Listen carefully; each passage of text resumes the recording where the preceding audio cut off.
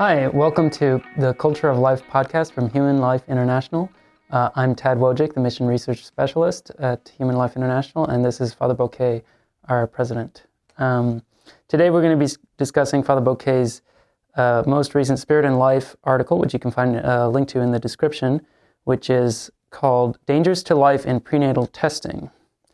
Okay, Father, can you describe what these prenatal tests are and what sort of conditions they exist for? Sure. I mean, prenatal testing is being used today, on two different levels. Mm-hmm. So first of all, let's look at the positive. So I know which we'll talk a little bit more detail, is that, sometimes, doctors, healthcare professionals will recommend to parents that, that we do a little blood test, just to see if there's any issue going on with your baby. And so, mm-hmm. and so there's a positive in the sense of maybe, just for the sake of the care of the child, the health of the mother, let's make sure everything is going well. So there's a good intention. Right. So and then there's the other side of the coin, where the intention might be, well, let's find out if anything is wrong or if there's any hereditary issue or any malformation, with the intent that if there is, then there's going to be this pressure, to abort the child. Or sometimes it's the parent themselves that actually has that intent, so that they want a, quote, healthy child. They don't want an abnormality. So you have two different sides of way of looking at a test. Mm-hmm. Wow, that's very frightening. And in your article, you mentioned there's a difference between the kinds of tests that are most often done, which are blood tests. It's a newer technology, versus amniocentesis, the testing of amniotic fluid extracted from the womb. Right. Could you kind of describe what's going on there and sort of if there's regulations or other things like that? Sure. Well, the article that I wrote is really based on an article of the New York Times that exposed the fact that, that those who were proposing these blood tests and kind of given the impression that they are reliable tests, that the results are, are foolproof, if you will, or at least close to being foolproof. And it gives this impression to parents, that there's something they can rely upon. The information is solid. So the New York Times really is talking about this, and I really am grateful, to the New York Times, for talking about this. Now, at least it brought it to the surface. And what it does is it allows many of us in this pro-life movement, and I've seen a lot of my colleagues, particularly the medical doctors, who have been raising concern over this for many, many years, especially as this technology has become more common. They've been raising many questions. So that's a great thing. So the difference between the two, obviously one is a blood test, which doesn't any harm to the mother or obviously to the baby, to the developing child. But obviously amniocentesis actually is an intervention, into the amniotic fluid. And this is where, the church has a clear, position with regard to the fact that it can be very dangerous to the health of the child. It can lead to miscarriage. And really the child doesn't benefit, in this situation with this kind of intervention, whereas the blood test really does not have any harm, like I said, to the mother or to the child. So, but again, if you're looking at in the sense of an accuracy, but there, as I was talking to some of the doctors, they were saying that there are many other tests out that actually, no one has to be moving toward, amniocentesis, which again is not something that's being recommended. But there are other tests there that has no evasive harm, to the child or to the mother, particularly to the child. And so, as far as the blood tests are concerned, these are the ones that are most common. It's a newer technology that's also less invasive, like you said. So, I mean, there are downsides to both, but the chief downside, I guess, as far as the blood tests are concerned, is that you wrote they have the New York Times reported they have 85 to 90% false positives. Correct. Right. And that's where the danger, of course, is. And that's why, as I said in my article... That's a really high number, by the way. I just want to emphasize that. It's huge. And so what it does, again, by giving that false impression that this test... I mean, look, right now, I'm not a huge TV person, but, I'm in airports quite a bit and mission travel, and there are TV screens everywhere, and you see these commercials, these ads, today, for, colon testing and for all this. It's all this medical technology has become so available, so readily available. And again, they just gives the impression that the companies that are placing these ads and, these products are reliable, trustworthy, that the information that is gathered from them and the results are something that one can trust. Now, I don't want to give the impression that all of them are bad. So that's not what we're talking about. But it's good for people to really have caution here But specifically to this, what it does is, again, in a mindset today in our culture that is open, to abortion, is very much supportive of abortion, and we know today that people have this mindset that if there's something wrong with my developing child, if there's an abnormality, or the doctor may give the impression that there's an anomaly here, it's fatal, it's incompatible with the quality of life. You hear all this language. Right, it just pushes the couple in, right, exactly, and it just pushes that couple in a direction. And so, of course, if they're relying upon the test, and that test is 80 to 90%, and it's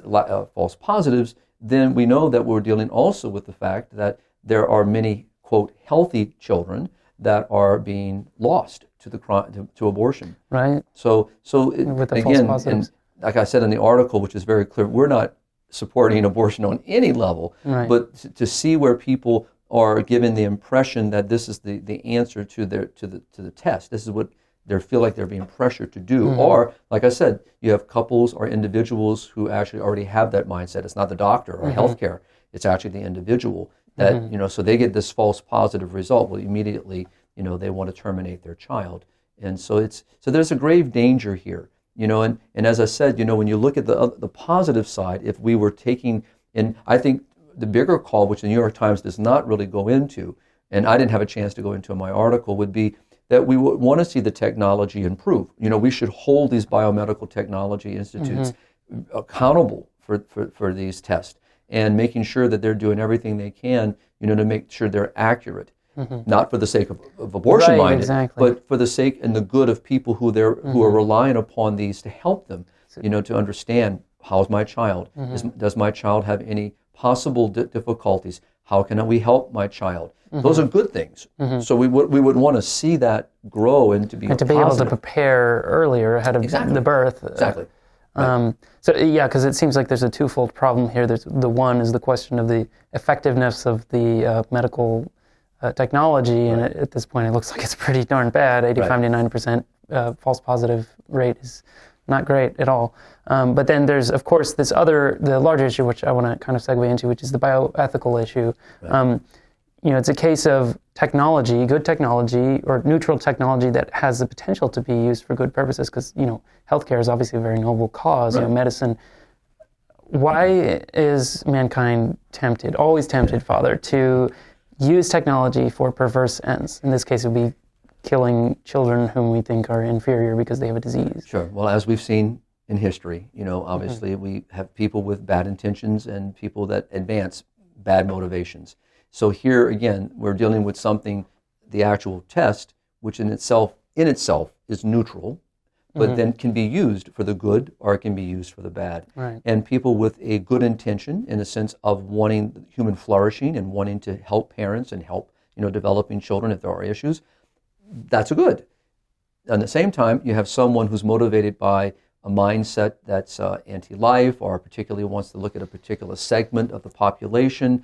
As we see it in some countries, those that are diagnosed, children who are diagnosed with Down syndrome, it's not Iceland and many others, for example, would say, oh, we've done away with issues of Down syndrome. No, all they've done is killed people with Down syndrome. So they haven't resolved, quote unquote, this genetic abnormality, or how to help parents in a sense of addressing this issue. No, they just annihilate the child, and so murder the child, and then claim that we've solved Down syndrome. No. So this mindset is there, and so you have people that are looking at a particular segment, for example, disabilities. In our country, we hear so much about anti-discrimination laws, and particularly about those with disabilities. But here we are with unborn children, who are completely vulnerable, developing, and may suffer from a genetic, hereditary issue, may have some malformation in the process of development. But other than this, healthy, growing, maturing, moving toward birth, and they're being specifically designated for death. Right. And so this is the danger, and this is what I meant by genocide in my column. I mean, I'm very serious that when you look at a particular segment of people, a particular ethnic group, and so what's great is that in many countries in Europe who have actually seen this discrimination against the unborn, particularly about disabled, have been able to prevent laws from going into effect and get them overturned. Yeah. We have not successfully done that in this country. We have a lot of voice on it. That's a separate article, separate conversation, but it's something that we should have because it's another way to chip away at this mentality, that you have people in lofty positions determining who lives, who dies, who has value, who doesn't have value. Very, very dangerous. So we saw this in the Second World War. We've seen this still in our current age where, ethnic groups are particularly segmented and attempt to annihilate them.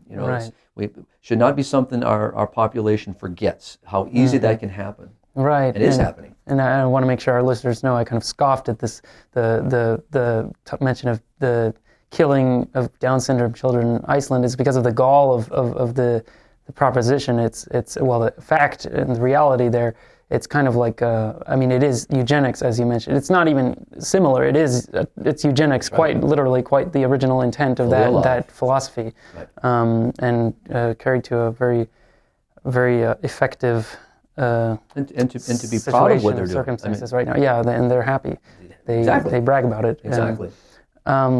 So why is there that impulse to abort? Does it have something to do, I kind of wanted to segue into this, pick your brain about this, Father, with kind of a threefold sort of situation, a crisis in values and a misunderstanding of the meaning of suffering, as well as a kind of utilitarian view of, like you said, use the phrase, incompatible with quality of life. So quality of life becomes sort of the determining factor of who's happy or good, worth living, So the question there is that, the quality of life. Let's just look at that for a second. Okay. So when you look at this, the first question that ought to be posed is who determines what quality it is? And so what is the standard? Who determines the standard? So the moment that we begin to pose such a question, and I say to you, Tad, okay, well, you set the standard, you determine. So, but tomorrow it might be someone else that sets the standard. Right. So eventually, the idea is that there's not a standard. Okay. Right. First of all, every human life is of equal value, of incomparable worth, without exception. That's the first thing. The only way to argue against this is to express the value of every human life. From the moment that life comes into existence, the moment of fertilization, the moment of conception, there is life. And that life is of value, equal value to me, and me to that developing child. And so that is where we should start the conversation. But when you have a quality of life determination, it's very utilitarian. Because, for example, you can have a certain segment of our population who may, let's say, of a certain age. Why could we not determine that once a person reaches the age of? Well, then you've already exhausted your worth and your value. You are more now a burden on society, and you cost more than you give, and your life is basically given way, so that we can move forward and not have this burden, this cost. You can have the same thing, like we said earlier about Down syndrome. You can have people who say, we want to. We don't want a child to suffer, but really that's not the issue. It's a false mercy. It's the same one as what you were talking about with aging and disease. It's euthanasia. It is euthanasia for children, is what it is. John Paul talked about that. He says, in Evangelium Vitae, speaking specifically about euthanasia, instead of me entering in to be of assistance to a person who is suffering, who may be terminally ill, who may be dealing with a very painful journey of human existence. Right. That is my call to be the Good Samaritan. But what we do with euthanasia is we just get rid of the problem. And so basically I remove myself from the conversation. In other words, it's no longer me in the conversation. Yeah, it's like what Stalin said, no man, no problem, right? Exactly. So here we are, we're back with that quality. So and I think what's important is, but we can go deeper than that. For example, you can get into the quality, who gets health care? Who doesn't get health care? Who do we treat? Who don't we treat? So you start going down this road of really judging from a utilitarian point of view, from a very usefulness point of view. It's always dangerous, and it always devalues human life. Whereas if we start with the very, very premise that every life is of value, every life.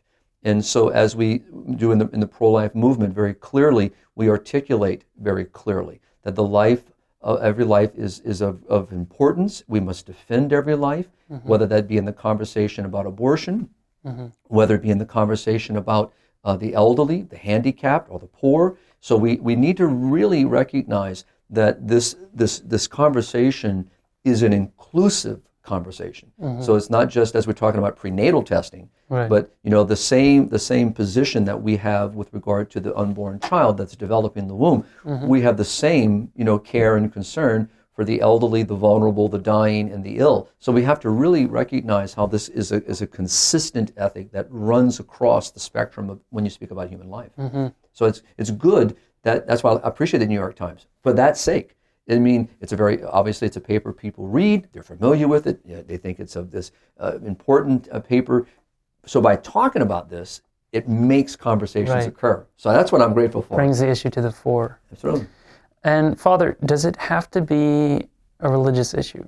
When we talk about, you mentioned John Paul II, St. John Paul II's encyclical Evangelium Vitae, and the concept of redemptive suffering. That's a religious concept, at least as far as we're talking about it here. HLI is a Catholic organization, but we can argue from natural law that this has to be. Of course. And without getting into all the specifics of the natural law, it's a human issue. Just keep it as basic, is that whatever happens, now here I'm quoting scripture, all right, but whatever happens to my brother or sister happens to me.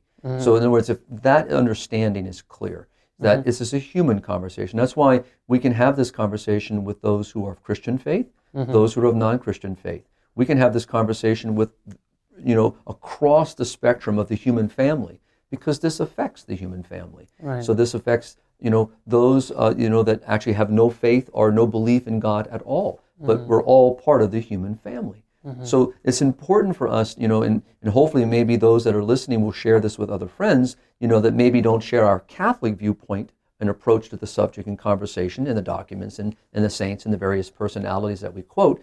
But we speak to this also, obviously, of the natural law, which reveals to us the eternal law and our response to that eternal law. But that's, again, another conversation for another time. But I think it's good that people, really look at this, is that an example that I love about Human Life International is that as a global organization, a Catholic Educational Apostolate, we work around the world. And we work with Catholic, non-Catholic, Christian, non-Christian. We work across the entire spectrum. And what's so beautiful is that when you sit for example, in our work at the United Nations or our work in the Organization of American States, we're dealing with people across the spectrum of the human family. And it's so wonderful to sit at the table with someone who sees that and may not share my Catholic values, but shares human values, which is something we all have in common with regard to being part of that human fabric. So I think it's important for us to see that what's happening in Iceland, we should be appalled by. Because what can happen in Iceland can happen here. It can happen in Australia, in New Zealand. It can go all the way to Africa.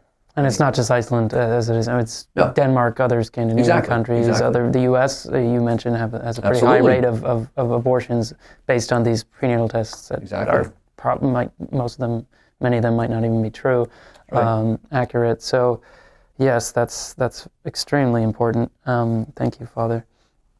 How can we, Catholics and pro-lifers,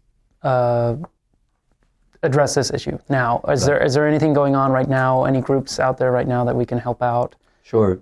Well, I mentioned in the article, Be Not Afraid. It's a wonderful. I've been familiar with their work for a number of years, and it's a great website that people can go to. Be Not Afraid, and it really specifically deals with the prenatal testing, but it deals with those that are dealing with issues where their child maybe has been diagnosed with an anomaly or some type of hereditary issue.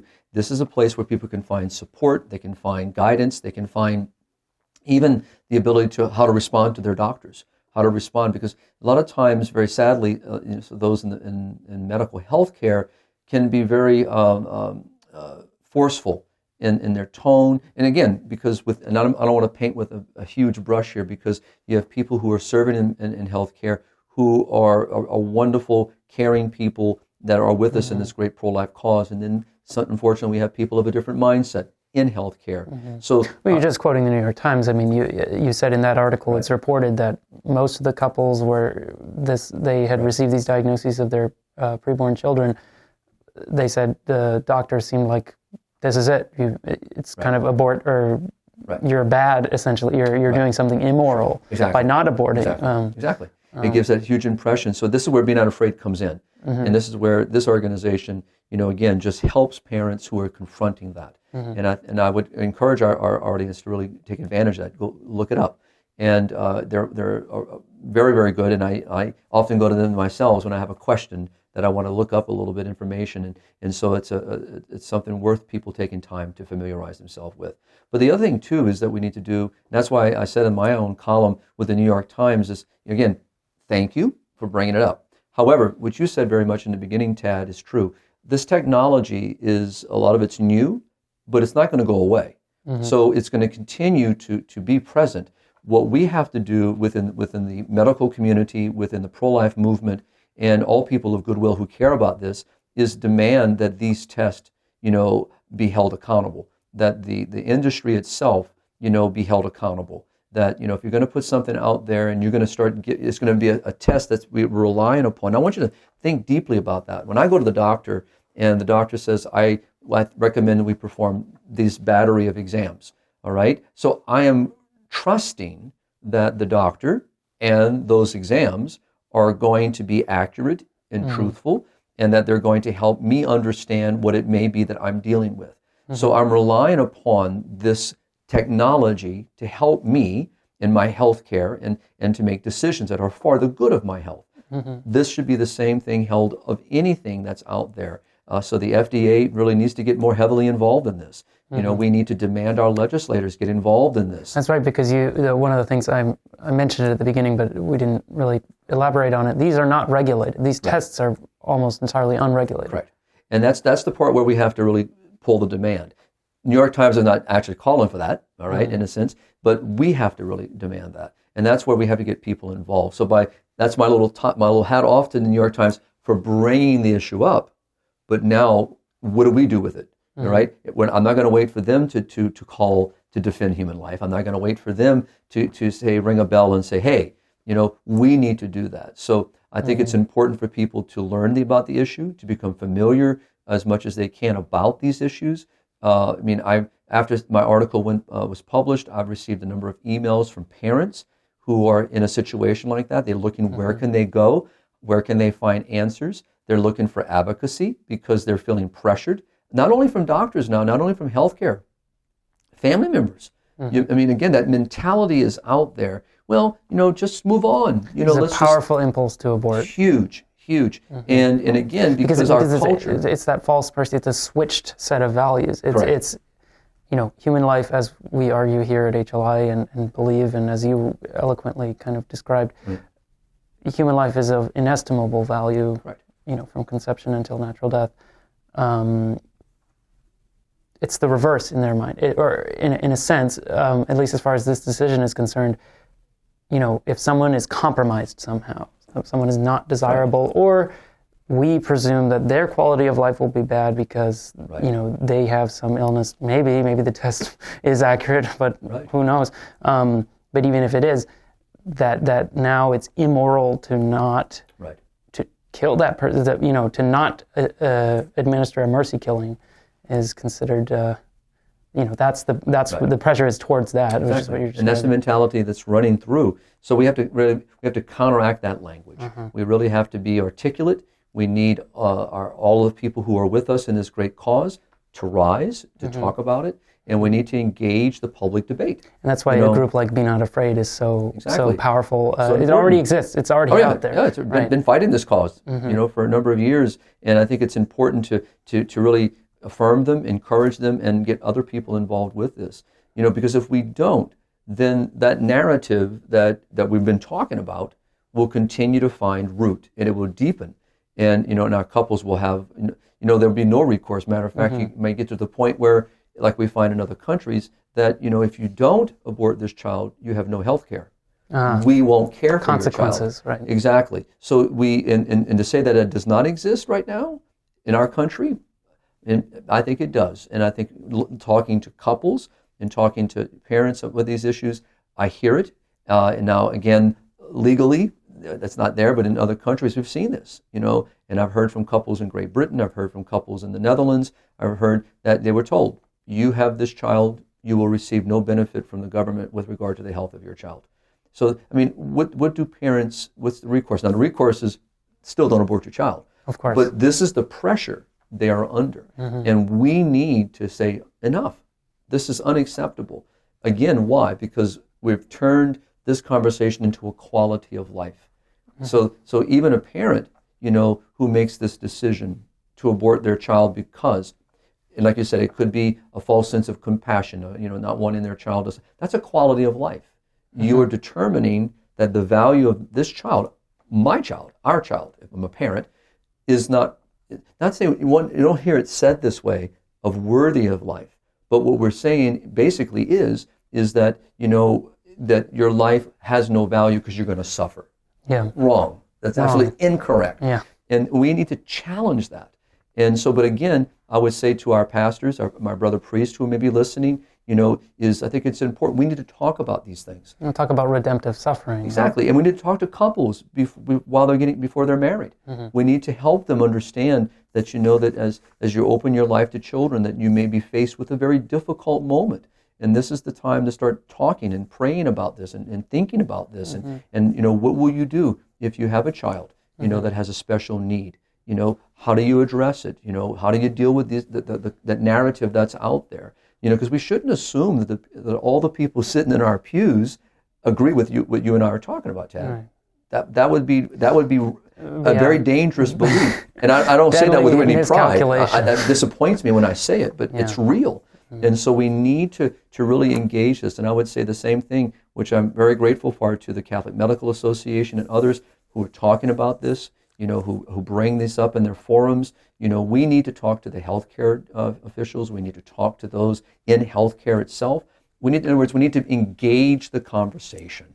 And I think that's what we're trying to do right now by talking about this. And the hope is that, man, if we can bring this to bear even more greatly in the public sphere, it could do this. That's why I like the disability. I think it was in Great Britain, if I remember correctly, where they were able to stay, this law, this bill that was trying to be passed. And I think that's where it was located. Forgive me for not knowing exactly where, but it was. Artie was saying, look it up, Right. But it was a recent story where it was all based on disability. They fought against this bill because it was a direct assault on those with disability in the womb, and it never went through. They were successful. Fascinating. So they came at it twice. This is the second time. Wow. The anti-life side came at it, but they lost both times. Wow.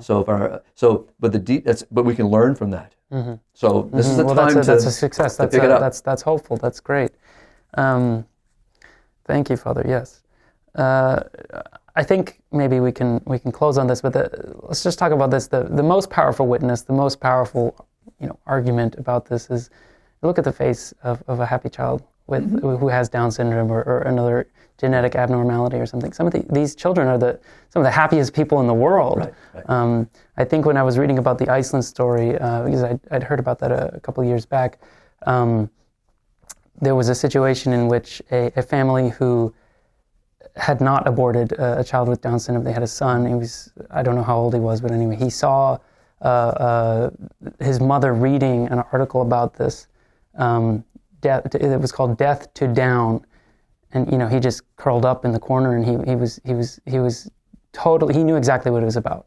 Right? There was no misunderstanding in his mind, and that's a case of something that can turn a very interesting case where he was sad, but most of the time, someone like that, he was so offended because he was so happy. It was about him. Right. And normally he's just the happiest little camper in the world, Sure. And those people, really, they're examples for us. These are, from a religious standpoint, they're kind of... But it's also, just across the conversation. So whether we're speaking of a child with special need, or whether we're speaking of an adult with special need, or whether we're talking about someone in the latter stages of life who's become dependent, maybe incompetent because of a stroke or because of some medical issue. all are of equal value. And that's why it's important for us to speak on this. And you're absolutely right, Tad. Each one of these beautiful individuals is a gift to us. Right. Teaches us how to love, teaches us how to care. It evokes from us the need to respond. That's why I go back to John Paul, that, by keeping me, quote, in the conversation, in other words, it's no longer about you, it's about us. And I think that is the key here. It's how can we respond? How do we engage this conversation? How do we help the needs of others? So in our country where we have become so self-absorbed, self-autonomy, self-determination, this rugged individualism that, people love to speak about in the U.S. But all this also has consequences.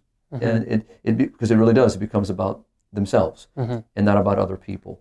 And that's where we get the danger that, I'm of greater importance than this individual. And then we try to guise it in language. We don't want them to suffer. A false compassion, all this. So, but really, at the end of the day, John Paul hit it on the head. It really is about me and my response to this particular individual or situation. And I think it's a moment for us to pause. And like you said in the very beginning, how did we get here? What are we doing?